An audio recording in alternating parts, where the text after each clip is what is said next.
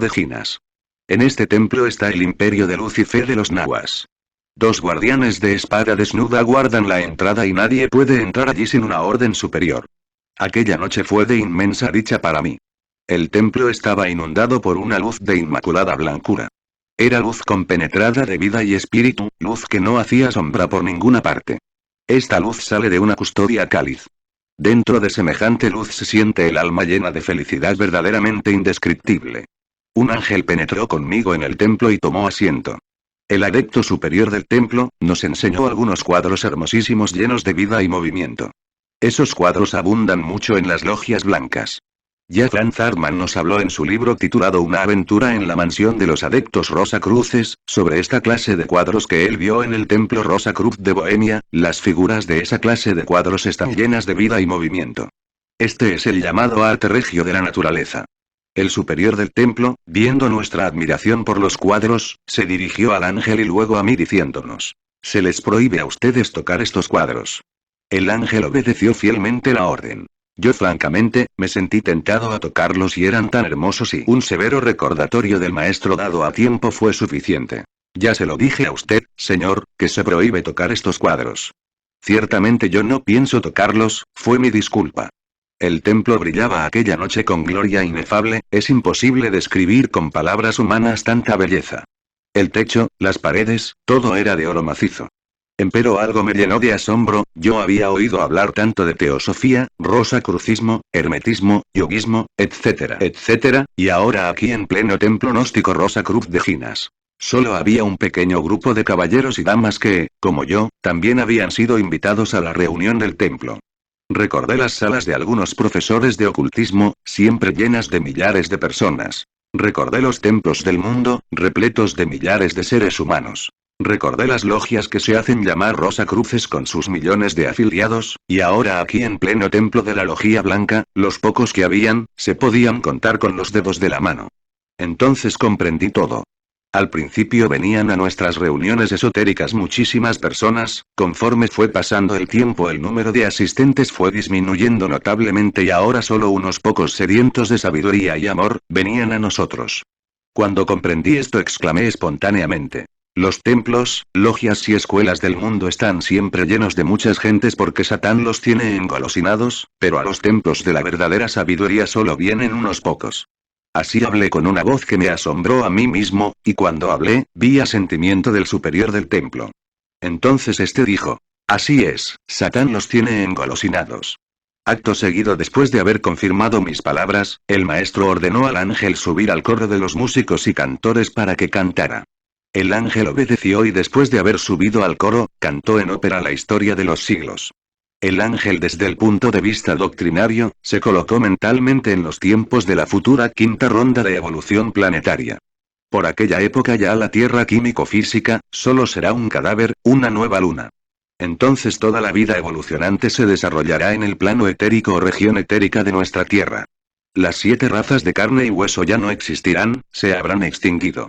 El ángel cantó con una voz tan inefable y dulcísima que parecía la flauta encantada de Mozart. Todo mi ser entró en éxtasis. Oír cantar a un ángel es algo que jamás en la vida se puede olvidar. El ángel, situado mentalmente en la Tierra futura de la quinta ronda, relató en ópera la historia de la evolución terrestre. Recordó a todos los profetas que habían sido enviados a la Tierra. Narró con su voz melodiosa la historia de las 7 razas del mundo, el apocalipsis de la quinta raza actual, los continentes que existieron en el pasado y su destrucción general, los grandes cataclismos de la Tierra, las grandes guerras, los esfuerzos sobrehumanos que habían hecho los grandes avataras para salvar a la humanidad, la crucifixión del mártir del Gólgota, etcétera, etcétera. Luego se lamentó con dolor de los pocos que se habían salvado. Solo unos pocos habían logrado nacer como ángeles. Los demás, la gran mayoría de los seres humanos, se los tragó el abismo. De todos los billones de almas que entraron a evolucionar y a involucionar en el planeta Tierra, solo un puñadito de criaturas sirvieron para el estado angélico. Muchos son los llamados pero pocos los escogidos. Cuando llegó el ángel a esta parte de su ópera inefable yo me sentí conmovido y asombrado de gran manera. Francamente, yo estaba creyendo que semejante caso de unos pocos salvados y la gran mayoría perdidos solo podía darse en la Tierra y en el pasado Mahambantara de la Tierra Luna, pero que en los demás mundos las cosas serían distintas. El ángel me sacó de ese error cuando dijo: y esto que sucedió en la Tierra se repite siempre en todos los mundos del espacio infinito. Al terminar el ángel su canto inefable comprendí por qué tantas gentes habían asistido a mis reuniones, y por qué de los muchos que comenzaron solo unos pocos quedaron conmigo. Ahora estoy dispuesto a seguir con los pocos. Ya no me interesa tener la sala llena de gentes. Realmente son muchos los que comienzan, pero pocos los que llegan. Experiencias ginas de maestros. Resurrección de Jesús. Misterios mayores. Capitán 16. El dios murciélago, Ecatl, dios del viento entre los aztecas, intervino en la resurrección del Cristo Jesús. El día tercero entró en la tumba de Jesús y clamó con gran voz: Jesús, levántate de entre tu tumba, con tu cuerpo. Ecatl indujo la actividad y el movimiento en el cuerpo de Jesús. Ecatl, espíritu del movimiento, es un precioso ángel. Los señores del movimiento regulan todas las actividades del movimiento cósmico. Los aztecas rendían culto a Ecatl. Y el primer día de la semana, muy de mañana, vinieron al sepulcro las santas mujeres, en cuerpo astral, trayendo las drogas aromáticas que habían aparejado y algunas otras mujeres con ellas. El cuerpo físico de Jesús fue sumergido dentro de los mundos internos, quedó en estado de ginas. La tumba quedó vacía. Pedro corrió al sepulcro y como miró dentro, vio solo los lienzos echados y se fue maravillándose de lo que había sucedido. El cuerpo de Jesús fue tratado con las drogas aromáticas y los ungüentos sagrados, luego penetró por la glándula pineal astral del maestro.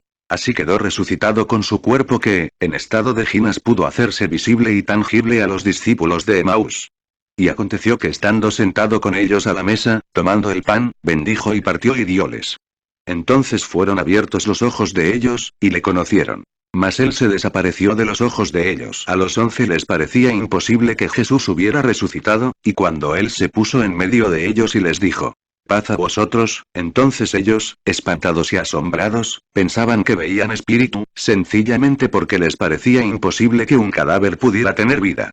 Mas él les dice: ¿por qué estáis turbados y suben pensamientos a vuestros corazones? Mirad mis manos y mis pies, que yo mismo soy. Palpad y ved, que el espíritu ni tiene carne ni huesos como veis que tengo yo. Y para acabar de probarles que tenía cuerpo de carne y hueso, comió con ellos a la mesa. Más tarde, el maestro se fue al Tíbet oriental.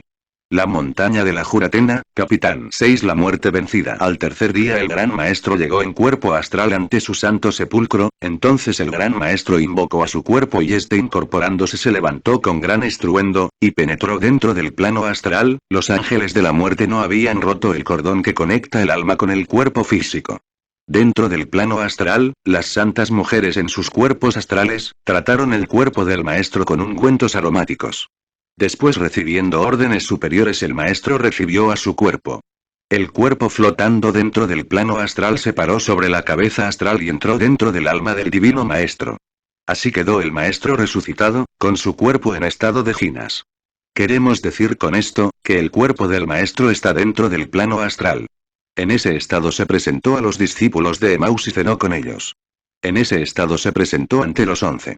En ese estado le demostró a Tomás su propia resurrección. Después el maestro se fue para el Shambhaya, país secreto del Tíbet oriental. En ese país vive el gran maestro junto con otros tantos maestros de la logía blanca que trabajaron con el arcano Azf y lograron la resurrección. Según las tradiciones mahometanas, sabemos que el maestro de Mahoma era un hombre de ginas, cuyo cuerpo era inmortal, había logrado el elixir de larga vida. Keor era considerado por los mahometanos como profeta. Keor había trabajado con el arcano Azf. Este fue el gran maestro de Mahoma. La humanidad divina vive en los paraísos de ginas. Multitudes inefables habitan con sus cuerpos en las tierras de ginas. Entonces convivíamos con los dioses elementales del fuego, del aire, del agua y de la tierra. Esas eran las épocas en que los ríos de agua pura de vida, manaban leche y miel. Aquellos que quieran regresar a esos paraísos de ginas, deben entrar por donde salieron. Nosotros salimos del Edén por la puerta del sexo, solo por esa puerta podemos entrar al Edén. El Edén es el mismo sexo. Mensaje de Acuario. Capitán 2, el primogénito de los muertos. El Señor de toda compasión recibió el maravilloso elixir de larga vida. Y su cuerpo fue embalsamado para la muerte. Al tercer día, el Maestro de suprema compasión llegóse ante el santo sepulcro, y clamó con gran voz invocando a su cuerpo. Junto con él estaban los ángeles de la muerte y las santas mujeres. Ecatl, señor del movimiento, entrando en el santo sepulcro dijo con voz de paraíso: Jesús. Levántate con tu cuerpo de entre tu tumba. Eekadl, ángel del movimiento cósmico, indujo, en el cuerpo de Jesús, actividad y movimiento. Al levantarse el cuerpo penetró de entre los mundos suprasensibles. El cuerpo físico de Jesús, se sumergió dentro de los mundos internos. Allí lo aguardaban en cuerpo astral, las santas mujeres trayendo drogas aromáticas. Ellas trataron el cuerpo de Jesús con esas drogas. Obedeció el cuerpo a órdenes supremas y penetró dentro del cuerpo astral del Maestro por el tope superior de la cabeza sideral. Así resucitó el adorable de entre los muertos. El cuerpo abandonó el santo sepulcro y se sumergió de entre los mundos internos. Después de la resurrección, Jesús se les apareció a los discípulos de Emaús y cenó con ellos, Lucas 24. 30, 31. Jesús se les apareció también a sus 11 apóstoles que se hallaban reunidos y les demostró con hechos la tremenda realidad de su resurrección. Juan 20. 19, 20. Las Sagradas Escrituras dan testimonio de las distintas apariciones del Divino Maestro después de su resurrección. El cuerpo del Maestro quedó sumergido dentro de los mundos suprasensibles. El cuerpo del Divino Rabí de Galilea entró en estado de Ginas. Jesús murió pero no murió. Actualmente vive el Maestro en el Shambhala en el Tíbet oriental. Allí vive con el mismo cuerpo con que resucitó. Junto con él moran en el Shambhala otros santos maestros que lograron la resurrección inefable.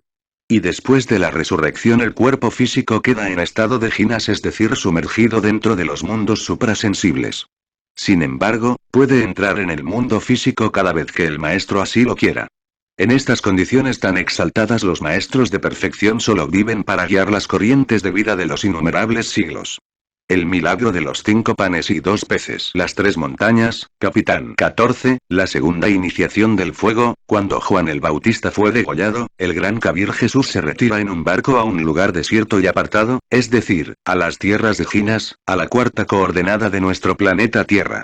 Y es allí donde opera con la multitud del milagro de los 5 panes y 2 peces, de los que comieron nada menos que 5.000 hombres, sin contar mujeres y niños, sobrando además 12 cestos llenos de pedazos.